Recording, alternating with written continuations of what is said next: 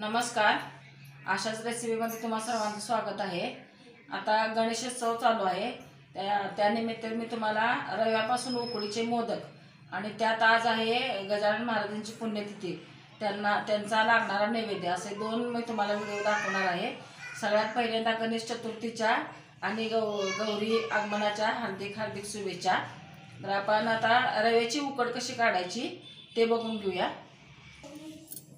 एक वाटी मी बारीक रवा घेतलाय उकड काढण्यासाठी. मोठा असेल तर तुम्ही जरा मिक्सरला फिरवून घ्या. कुठपर्यंत आलं? अर्धी वाटी पाणी घ्यायचं आहे. अर्धी वाटी पाणी आणि अर्धी वाटी दूध घ्यायचं आहे आपल्याला, म्हणजे मोदक पांढरे शुभ्र होतात. अर्धी वाटी दूध. ह्याच वाटीनं मी रवा घेतला आहे आणि ह्याच वाटीनं अर्धी वाटी पाणी आहे आणि अर्धी वाटी दूध घेतलेलं आहे. ह्याच्यात चिमूटभर मीठ घालायचं आहे चवीसाठी, अगदी चिमूटभर घालायचं.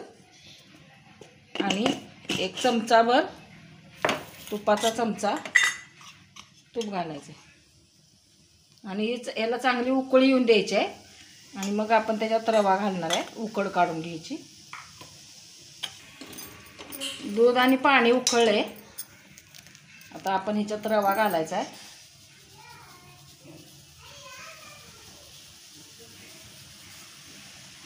रवा घालून हलवून घ्यायचं.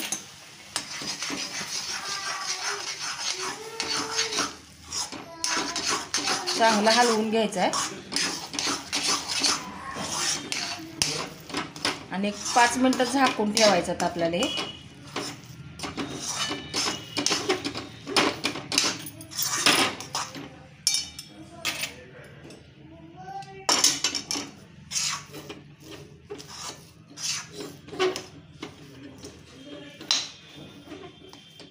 ह्याला वाफ काढून घेऊया. आता आपण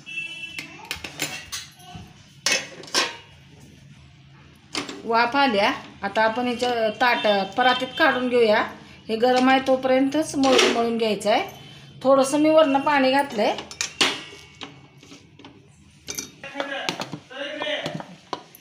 एक चमचा तूप घातले मी आणि जरा गरम असल्यामुळे मी मॅशरनं करते. थोडंसं थंड झालं की मग हाताने अजून मळून घेणार आहे. अजून थोडं तूप घालते.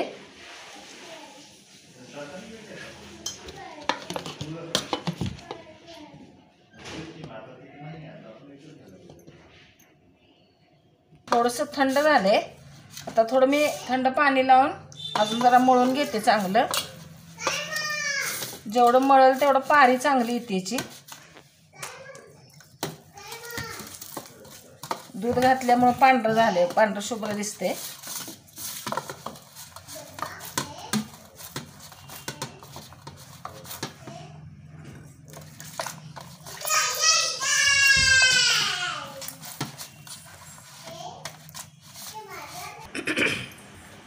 रव्याचं हे उकड मळून घेतल्या आणि एवढे एकसारखे गोळे करून घेतल्यात.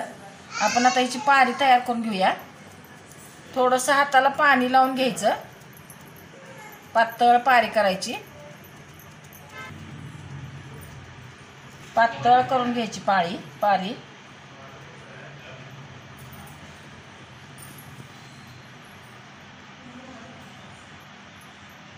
आता ह्याच्यात आपण गुळ खोबऱ्याचं सारण केलेलं आहे ते घालायचं आहे. एकदमच करून ठेवलेलं आहे आम्ही सारण. रोज गणपतीला आम्ही मोदक करतो त्यामुळे. आता जर तुम्हाला कळ्या पाडता येत नसतील चुन्या, तर तुम्ही असं एकसारखं करून घ्या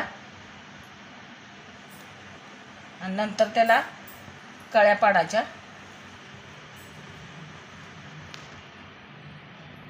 असं करून घ्यायचं आणि ह्याला आता आपण चमच्याने कळ्या पाडायच्या.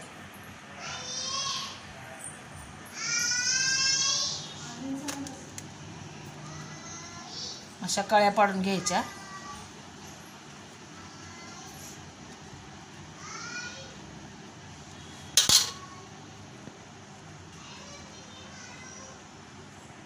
ते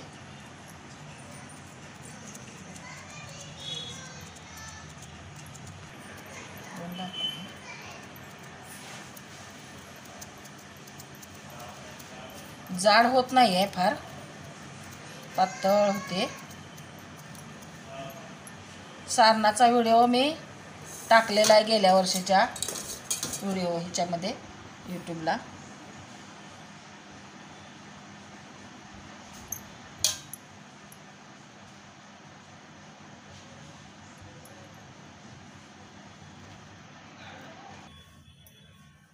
तेवढ्या 1 वाटी रव्यामध्ये 14 मोदक झालेले आहेत आणि त्याच्यावर मी एक एक केशरची काडी घातली आहे बघा.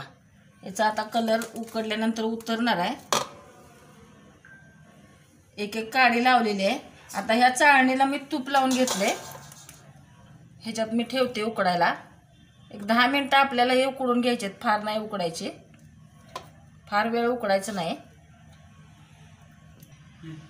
आता हे उकडायला ठेवूया. पाणी उकळलंय. आता हे पाणी उकळायला ठेवले कढईत. उकड काढलेल्या कढईतच मी ठेवले आणि त्याच्यात एक असं स्टँड ठेवले कारण चाळण बुडू नये म्हणून. आणि हे आता आपण ह्याच्यात ठेवूया आणि एक वाफ देऊन काढायची. झाकून ठेवते मी. मध्यम गॅसवर एक वाफ काढून घेऊया. आणि आता आपण पिठल्यासाठी मोदक आपले उकडलेत का बघूया. छान उकडलेत आणि केशरचा कलर पण उतरलाय. पांढरे शुभ्र छान दिसतात बघा. आता हे आपण काढून घेऊया. हे आपण ह्याच्यात काढून घेऊया, नाहीतर ह्याला चिटकून बसेल वाफेमुळं. वास केशरचा छान येतोय. उकडलेत पण चांगले.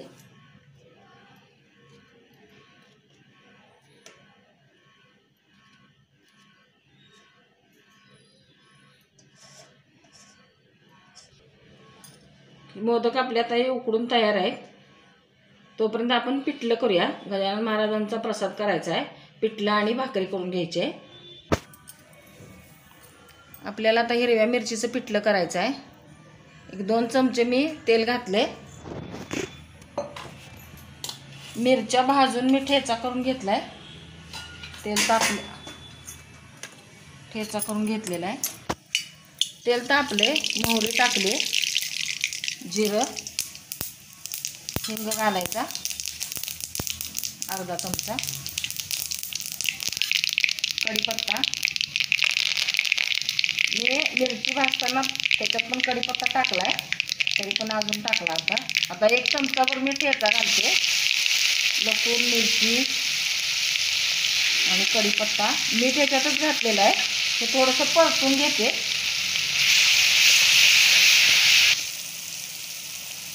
हळद, मिरच्या भाजलेल्याच असल्यामुळे फार भाजायची गरज नाही आहे. आणि आता हे मिक्सरचं भांडं मी घेऊन त्याच्यात वतते. अजून थोडंसं पाणी घालणार आहे. 4 माणसासाठी घट्ट पिठलं करायचं आहे.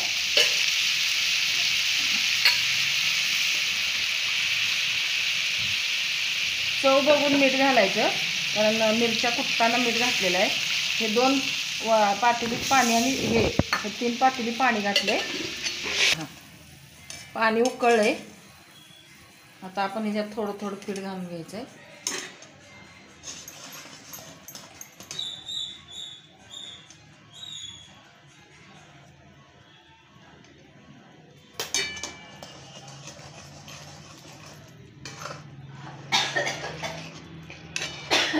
गाठी फोडून घ्यायच्या.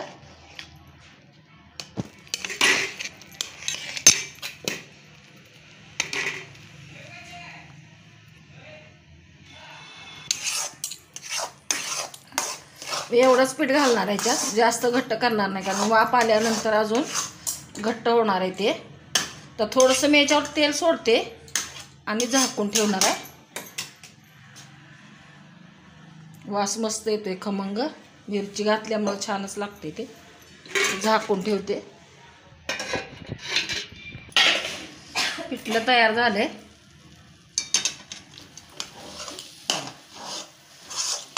थोडंसं आता पातळ वाटतंय, पण थोडं नंतर घट्ट होणार आहे. हे आता तयार झाले. हे उतरून ठेवते आणि भाकरी करून घेऊया आपण. गजानन महाराजांचा नैवेद्य म्हणल्यावर भाकरी लागतात. भाकरीसाठी मी पाणी गरम करून घेतले, ह्याच्यात ओतून घेऊया. आणि इकडं तवा मी गरम करायला ठेवला आहे गॅसवर. तवा ठेवला आहे तापायला मी इकडं. आता हे गरम पाणी घातलेलं आहे, मिक्स करून घेऊया. आणि एका बाजूला असं सारून घेऊन भाकरी थापून घेऊ. थोडं थोडं पाणी घालून पीठ मळायचं. जेवढं मळेल तेवढी भाकरी चांगली होती.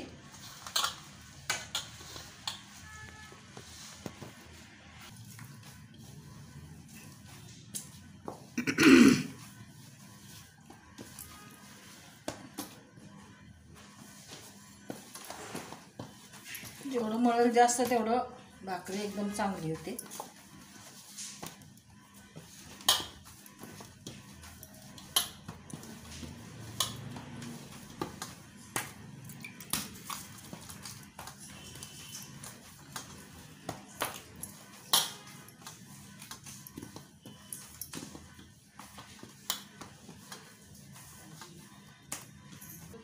एवढा गोळा घेतलाय. आता कोरडं पीठ टाकून घ्यायचं आहे. तवा पण तापलेला आहे आपल्याकडे.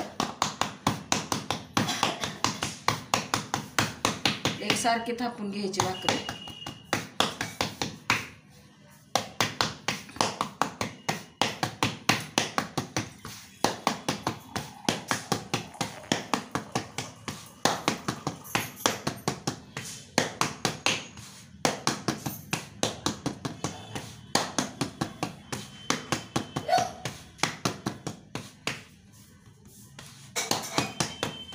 पातळ झाली आहे बघा ही.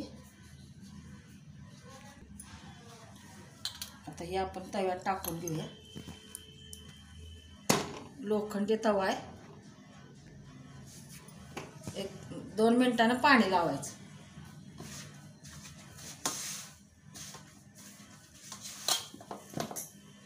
आता पाणी लावून घ्यायचं आहे.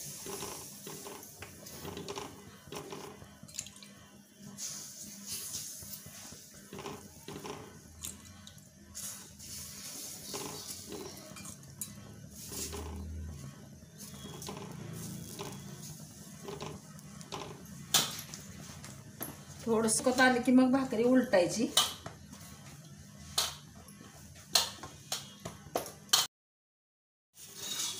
भाकरी उलटून घ्यायची.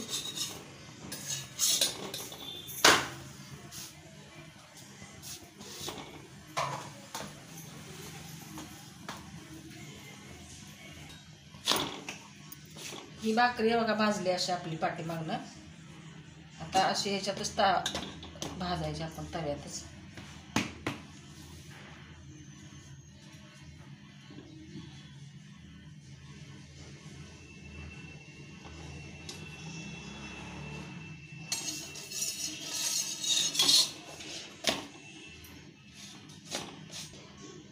ही भाकरी भाजली आता आपली सगळी दोन्ही बाजूनं. अशा पद्धतीने मी सगळ्या भाकरी करून घेते. अशा पद्धतीने आपले रव्यापासून केलेले उकडीचे मोदक आणि गजानन महाराजांच्या पुण्यतिथीनिमित्त केलेले हिरव्या मिरचीचं पिठलं भाकरी, ह्या 3 मिरच्या त्यांना नैवेद्याला लागतात. 3च लागतात. भाकरी पण 3च आहेत. हे बघा, कांदे 3 आणि भाताचे मुदाळे वाटीनं मुदाळ काढले आणि त्याच्यावर तूप सोडले. हा नैवेद्य गजानन महाराजांना लागतो. कोणाला जर तांदळाच्या उकडीचे मोदक जर येत नसतील तर हा ऑप्शन चांगला आहे. अशा पद्धतीने तुम्ही मोदक करून बघा. व्हिडिओ आवडला तर लाईक, शेअर, सबस्क्राईब करा. बेल आयकॉन दाबायला विसरू नका. परत भेटूया अशाच एखाद्या छानशा व्हिडिओ बरोबर. तोपर्यंत धन्यवाद.